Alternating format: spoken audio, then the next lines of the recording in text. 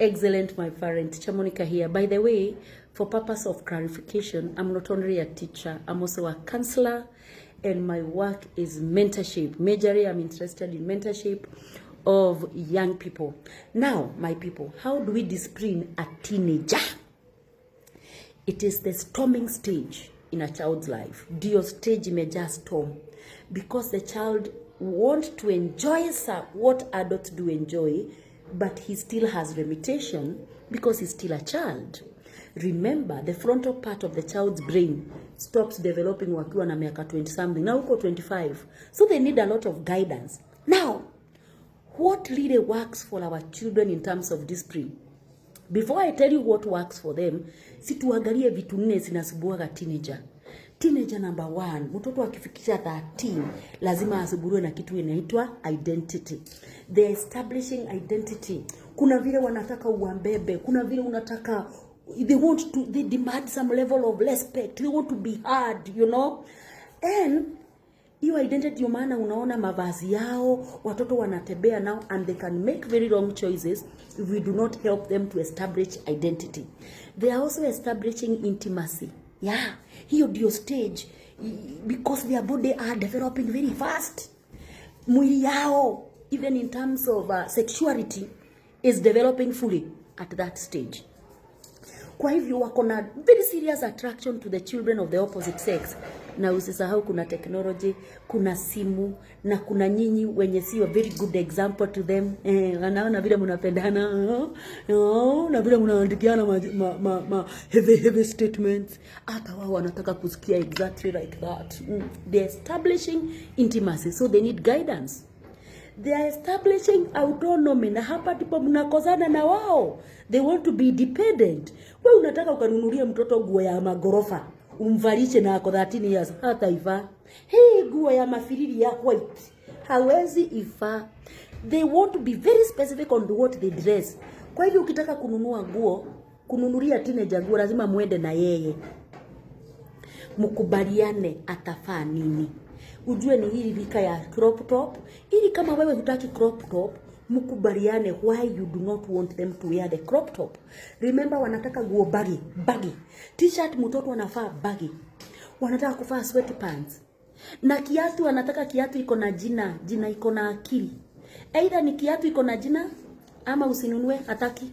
Atafaa Crocs. Ataenda kanisa, ataenda hata pahali very serious na Crocs. Nywele, oh my parents, nywele hataki kunyoa. Anataka a certain kind of hair, because they are establishing autonomy. Wanasikia wako adults, so they want to have some level of independence, and they want to make decisions. Unaona, even when they are sharing a room with their siblings at home, anataka kukuwa na room yake pale nyumbani ya kulala.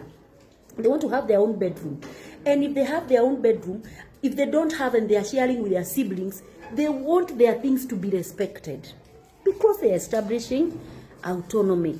Pia najua mko appetite yao mnaiona. Anafinya mkate, slice anafinya slice 7 hivi, na anashindwa nini na kuwaga baya, na wewe unanunua mkate moja ikuliwe na watu wote kwa nyumba. That is a teenager for you. So what is the best way? We will discuss those things in the next video on how to help them develop independence, help them develop that, establish that autonomy and identity and intimacy in a nice way, so that they do not have very negative repercussion. Lakini sasa tuangalie how do we discipline them, because they can be stubborn. Teenager atafanya ujiogereshe wewe. Teenager akigiwa na shetani, but there are those who are good. By the way, there are teenagers who make it smooth for their parents. No issues, no dramas. Na usisahau mambo ya lesbianism, mambo hii ingine, mambo hii ya sexuality. Kama unataka aende pande gani, you know, anataka kuchukua ngambo gani, inaanziaga hii age tu, you know. Now, watu wangu, so teenager ana require guidance, so that whatever decision they make, they are informed decision. How do we help them to make informed choices? Or how do we discipline them? The best way of disciplining a teenager is through negotiation.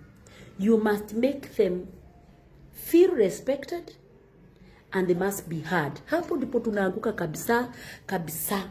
They want you to set boundary. You don't impose the boundary on them.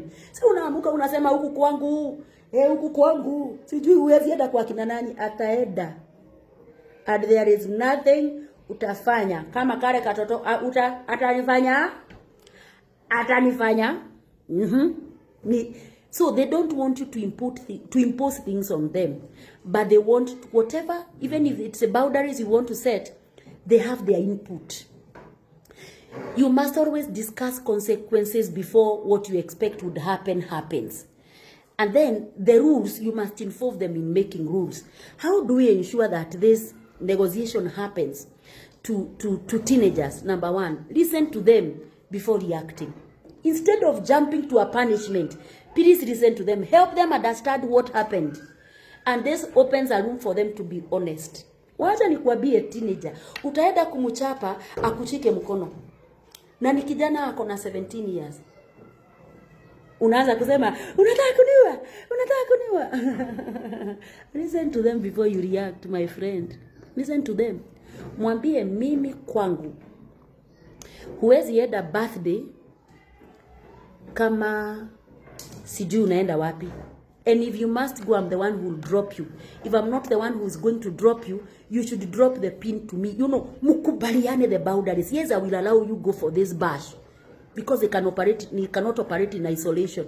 I will allow you go for this bash, but you must be home at this particular time. You negotiate. Kwambia hapana mamu, hiyo ni mapema sana, hapana. If you are not going, then hautaenda. Munakubaliana. You set very clear and agreed boundaries. You must agree on the particularly on the curfew time. Even on the use of money. Na technology na simu. Kama hana simu, anakupatia fujo ile hujaiona, nunua simu. Lakini kama if it is a must you get them a phone, peg it on something. I'll buy you a phone if you do 1 2 3 4. You know? And when you buy a phone, I do not agree that you have a phone na mimi ndiye nimenunua na umeweka password. Mnakubaliana vitu kadhaa before ununue hiyo simu. I am telling you hata misuse. Yeah? So they love negotiation. Make them your friend. Negotiate with them. Use logical consequences, not emotional reactions. Unakasirikia teenager. For example, agree on agreed sleeping time. Unajua teenager anataka kulala saa 6 ya usiku na usimwamshe asubuhi because they are also struggling with sleep. I don't know. Kwanza wale wanafunga shule, wale wa secondary school. Anafunga shule, hataki kuamka, asiamshwe na mtu. Naona kama wewe ni ibilisi ukimwambia amke saa 2. Anataka alale saa 8 ya usiku akiwatch movie, amke kesho saa 6 na asisubuliwe. Ni mtu anaweza kanyaga nguo amevaa na hajali. So you have to set very clear boundaries with them, and please have logical consequences, not emotional reactions. Don't react on them emotionally. They will broke. When the punishment is very hard, they withdraw. They want to make you feel bad. Kwa shule ndio maana unaona wanashoma shule for not being listened. Listen to a teenager. Hata kama ni shule, listen to them. Have what we call barazas.